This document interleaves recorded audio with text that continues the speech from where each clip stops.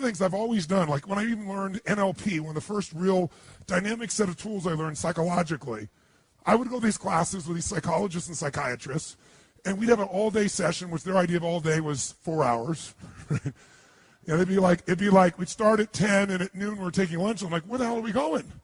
We're going to lunch for an hour and a half, and then we come back at 1:30, and sure enough, by 3:30 or 4, it was the end of the program. And I was like, Jesus, you didn't even do a quarter of a day.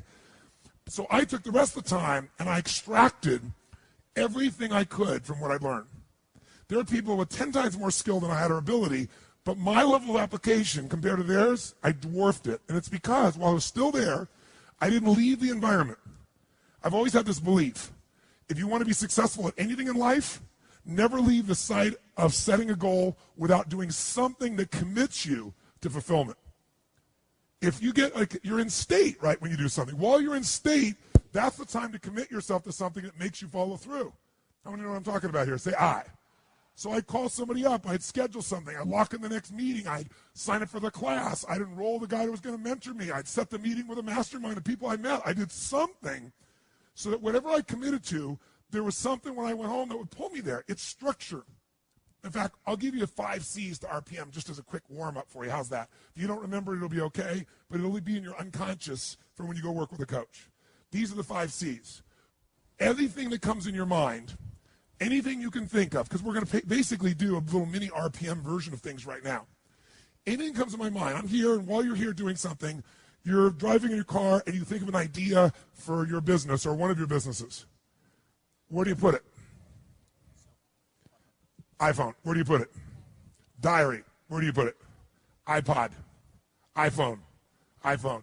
And how do you find it afterwards? How are you triggered to look at it again? So he goes back and reviews his app system. How do you do it? Right. Crisis. Crisis makes me go get it. How do you do it? I send an email to myself. Oh, good, more emails with more to-dos, right? So I don't care what your system is, but when you have RPM, you'll have one place you put it. For right now, you need one place to put it. Now, the problem is most of us have lives that if you put everything in one place, it just becomes even more overwhelming. Who knows what I'm talking about here? So the first step, I'll just tell you that, is C, is capture. You got to capture. And the motion I do is like this. Imagine doing this, like physically capturing it, pulling it out of my head, and putting it in one place. I don't care what your one place, it's got to be one place. Now, ideally, in that one place, you'd have some categories so you don't throw everything on one giant list. Does that make sense? So you might have a category. For me, I have companies. So I have Robbins Research, I have Namali Resort, I have Metabolife, I have all these different companies. So I'll drop it in that area as an example. Or roles for me as a father. I don't have time to demonstrate this for you, but just know the first thing you want to do is keep it out of your head, have it in one place. Why do you want to do that? Keep lots of extra mental RAM available. When you have to keep thinking about stuff, it creates inner stress. If you know it's there, and you know you're going to look at it consistently, like you do it once a week, once a day, and you're going to review it and do something with it. Something with it might be, forget it, I'll do it later, tomorrow, but you're going to do something with it, you'll be able to let go. How many think that's pretty much something you try to do already? Most people try to do this, don't you? But the reason most people don't do it is because making lists, after a while, they stop doing. Tell me why they stop doing it. Who's made lists and they're not kept the lists up, your, quote, to-do list? Why don't you keep those to-do lists up? Because every time you go there, they're so damn what? How many have always got more to do, if you do make the list, than you have time? So it inherently says, why am I doing this? RPM is a different mindset. Our mindset is, we're just first capturing it. We know we're not going to do most of this. But we need to be able to later, when it's time, decide which things are worth doing, and more importantly, what are we really after? We're going to use these to trigger us to say, all this relates to maybe something more important. How many follow the philosophical difference here? Say I. My goal is not get things done. This is not GTD. This is use the things you need to get due to stimulate a higher level of thinking of what you really want, why you want it, and become very strategic about how to get that. And many of these things may go away, or they just won't matter. But you do have to capture it because otherwise it's in your head. So I have a lot of systems of doing it, but if you never saw me again, the most basic thing you need is one place to capture. Does that make sense? And what's step 1 of RPM? It's a C. You got to what? Capture, which means get it out of your head, put it one place. Second thing, you got to make sense of all this crap. And the way you do that, step 2, is you create a plan. And a plan for me has 3 parts. And the 3 parts are 3 questions that I ask and 3 actions I take.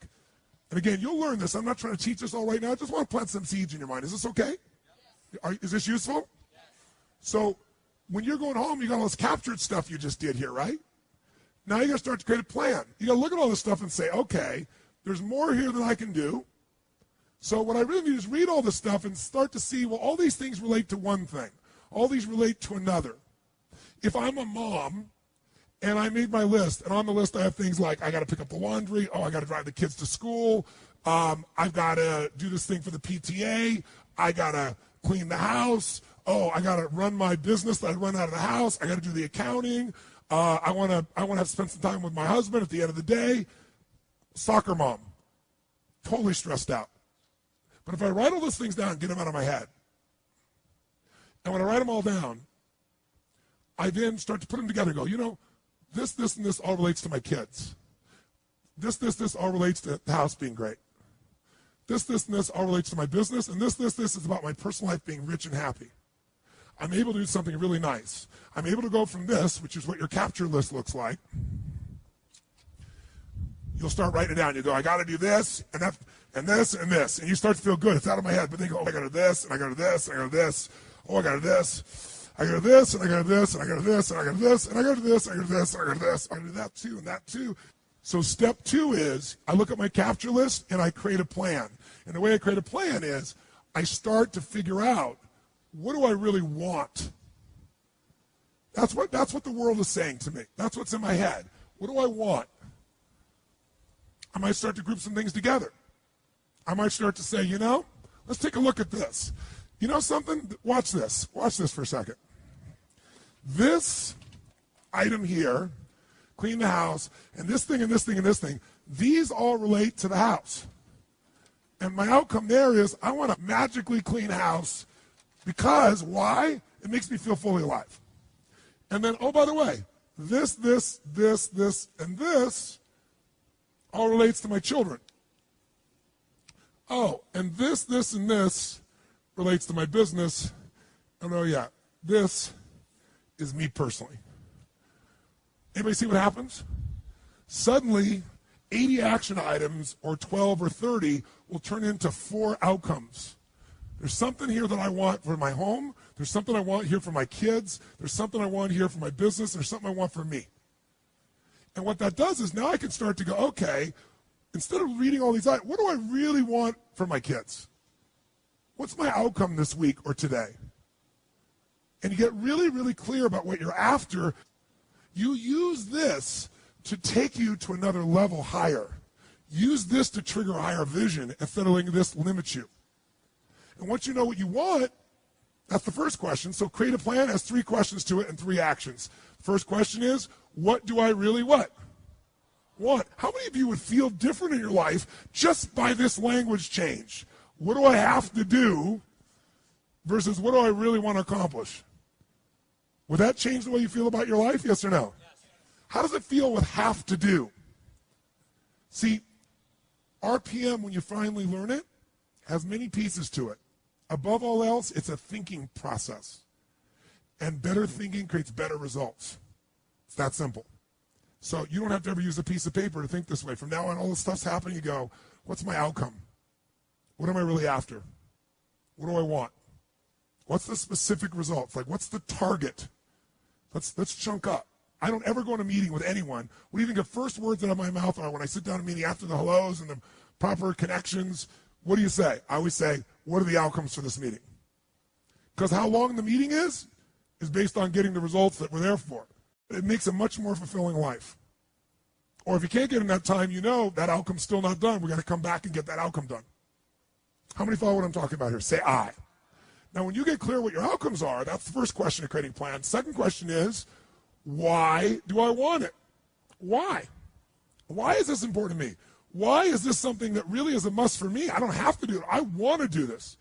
Why is this transformative? What's exciting about this to me? And almost all of you have certain key words that are triggers for you. And language shapes your emotion.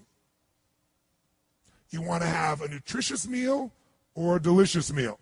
You might say, I need a nutritious meal. But what if I said, this is a delicious, nutritious meal? You're more in. If I said to you, I want to introduce you to this person, they're really nice versus they're delicious. Who knows what I'm talking about here? So when you learn RPM, you're going to learn that RPM is a system of thinking, that RPM is the power of language, because you can change a few words in your outcome. It'll totally change where you end up and what you're going after in your life. RPM is a visual chunking system, a way to take all that stuff you saw and group 82 things down to 4. And guess what will happen to your stress level? Through the floor. Guess what happens to your concentration ability? Through the roof. What are you going to focus on? That's another one. RPM is a focusing tool. It makes you focus on what's most important, because most people major in minor things. Am I making sense? So you got to know, why are we doing this? And I always look at 2 levels of why. Why for me? Why for the team? What's the big why? If I'm involving other people, if it's just me, then it's me. But I usually have the big why. So I said 3. Step 1 is capture. Step 2 is create the plan. There were 3 questions. What are they? Number 1 is, what do I really? Or another word for that is, what is my? Or another word for that is, what is the result? And I eventually try to get it to a result because I want to make it measurable, if at all possible. If I can't get it measurable in a short time, I want major progress on as my outcome, right? Or complete something, or whatever it is. My purpose are some key words. Write this down. Purpose, I should say, activity without purpose is the drain to your life. Activity without purpose is the drain to your life. It's the drain to your wealth. It's the drain to your lifestyle. 3 questions. What's my outcome? What's my purpose? What's my why? Third one, what's my massive action plan? Or another, say, what do I need to what? Now you ask that question, it makes some sense. Because what to do depends on what your outcome is. Otherwise, what you're going to do is going to be based on stress, concern, fear, people interrupting you, reacting, demands. And so your life is nothing but a reaction tool. Of all the tools I have, this may be the most valuable one, ironically. Because this is the one how it all gets executed. And I don't teach it very often. So, third question is, what's my massive action plan? What do I need to do to achieve this? And when you do that, you'll take things off your capture list and you'll cross them off as they fit in, or you'll say, I don't even need to do that. So, to create a plan, there's 3 questions and then there's 3 actions. This gets a little more technical, but I think you can pick it up real easy. You take those action items and you put them in order of importance. Does that make sense? But the way I do that more quickly is I go put a star next to the ones that are the 20% that's going to give me 80% of the result. Because I know I'm not going to do all these action items. I know even if I intend to, I'm going to get interrupted 20 million times. So I want to know, what's the 20% of this list? I've got an outcome. I got a purpose. And I have this little block. The center of the target is the outcome. I see the purpose with all the juicy words. Why I'm doing this? Now I got this list of 7, 8, 9, 10, 12 things, action items. They're all related to kids, that kid outcome. I'm not going to do all those today. Which are the 20% that make the biggest difference? I star those. And guess what else I do? I figure out what's the 20%, what I call it, what are the must items. My musts are the 20% that are going to make 80% of the difference. That way, every day I can still succeed. That's why I still do my lists and most people don't. Because I don't do lists. I come up with outcomes and purposes, and I got lists within them, and they're highly prioritized with what matters. And later on, if I want to come back and do more, great. So, 3 questions, 3 actions. The actions are, star the things that are musts. 2, establish the real time. The real time is I go minimum to maximum. On each of those items, I go, how long is this really going to take? Why is that important? Because most of you overwhelm yourself and say, this will be, I just had a meeting with my team the other day, and I said, how long is this going to take? And somebody said, that'll probably take us 10 weeks. I said, okay, let's sit down and do it. Let's sit down and lay out where that 10 weeks is going to come from. And we're all done. It was about 7 hours worth of work. Because we all overestimate when it's in our what? In our head. You sit down, look at each item, and you look at the 20%, and you mark, okay, 20 to 25 minutes, 30 to 40 minutes. And by the way, at the end of the day, what do I look at? What are my start items? What's the minimum time necessary to get that result? That's what I go do. Same thing with my week. So, 3 questions. I create a visual block where this separates from everything else. Below it, I'll split a space and I'll create another block. When you learn RPM, you'll see that visually. I don't think I want to throw up for you right now. But basically, in the center of my page, I see the target of what I'm after. I write my result. To the right, I write my juice. Purpose, to left, I put my action list. Put in order of importance, boom. Asterisk, boom. Minimum must time, I'm ready to rock and roll. Here's the third one. Leverage. Leverage is critical. You know how I get so much done? Because I don't just get it done. I know the outcome, I know the purpose, and I look for leverage. Leverage is different than delegation. What's the problem with delegation? Delegation is you have all that needs to be done, so you give it to someone else, and you tell them what needs to be done, and when they don't do it, you're pissed off. Leverage says, I can move the biggest boulder in the world with a little bit of effort if I get something I can do it with, but I'm still part of it. So leverage is, if I'm going to leverage something here with Tom, I'm going to make sure Tom understands the what? The outcome. I want to make sure Tom understands the purpose, the why, and the action. But I might say to Tom, if you can get this done without this action or better action, go for it, baby. And I want to talk to you on this date, and we got to promise him we're going to check in before it's needed. So there's no surprises. And if you're having problems, Tom, come back to me because we're partners on this. That I call leverage, different than delegation. Who sees the difference here? Say I. So 3 questions. What creates the plan? 3 questions with a block, 3 actions. Where's my must? What's my minimum must times? Where's my leverage? And you know what I do when I have no time? There is time. I just got to leverage it. You know what I'm saying? You say, I have no one to leverage it to. You know, Shane over here, right? I got all the stuff he wants to do. He can't leverage it. But Shane's answer was, hire somebody. Then he thinks about what it's going to take and goes, $125,000. I can't do that now. He's getting caught up in one way to get the outcome. Leverage. He goes through his list and goes, what if I got someone to do 20% of this stuff? I could spend 20 grand to get that much freedom. I could pay for it times 10. And if I'm really productive, my productivity should enhance the world, not only my clients and customers, but it should provide jobs for other people. And if there's anything you hate to do, it's because you're either ineffective at it or you don't think it's very important, but it is urgent. So you need to hire somebody for those things. And ideally, somebody who loves that job. You're never going to grow when your time is eaten up for activities that aren't that important. Activity without high levels of purpose is the drain of your fortune. Do it now. If you can't get it all now, do a part of it now. Leverage is power. Leverage is ultimate power.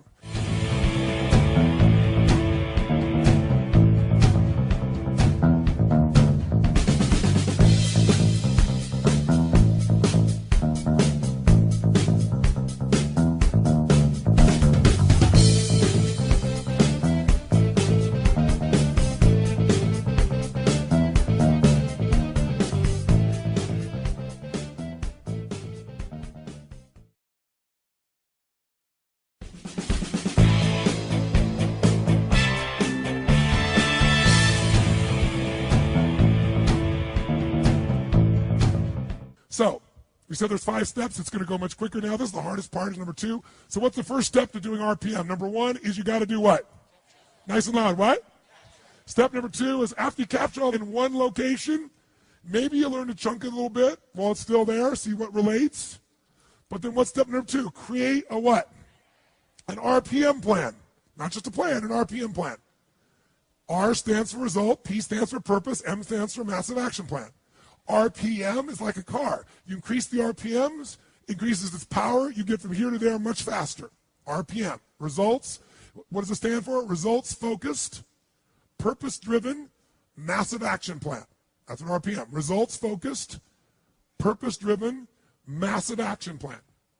That's what you want. So, what are the 3 questions and the 3 actions in order if you have a plan? Tell me. First question is, what do I? Yes, what do I want? What's my outcome? What's the specific what? Result. And that's often a good way to ask that same question. Start general, what I want, turn it into an outcome, get it down to a specific result. Second question, what's my big why? What's my purpose? What's my reasons? What's my why? What's my purpose? Why do I want to do this? That's the real question. Why do I want to do this? Very different to want to than to have to, isn't it?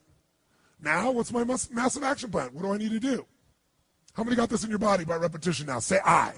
What are the 3 actions? Number 1, we want to figure out which ones are our what? Must. 20% that makes 80% of the difference, asterisk those. Those are your priorities. You're not going to do them all. Just decide you're not going to do them all. Let go. Be free. 2, figure out minimum, maximum time for them. Estimate, just off the top of your head. 3 minutes to 10 minutes. 45 minutes to 90 minutes. Give yourself the range. On the computer, by the way, adds it all up, and you can look at a block and it already tells you for the whole day how much time. Minimum, must time, maximum amount of time. By each RPM block, it'll do it for you. But you can do it by hand. It's well worth a few seconds to do. Third thing we want to do, see, is there any of this that we could what? How could this soccer mom leverage? Her activities are things like drive the kids to school, pick them up from the school, drive them to violin practice, drive Johnny to soccer practice.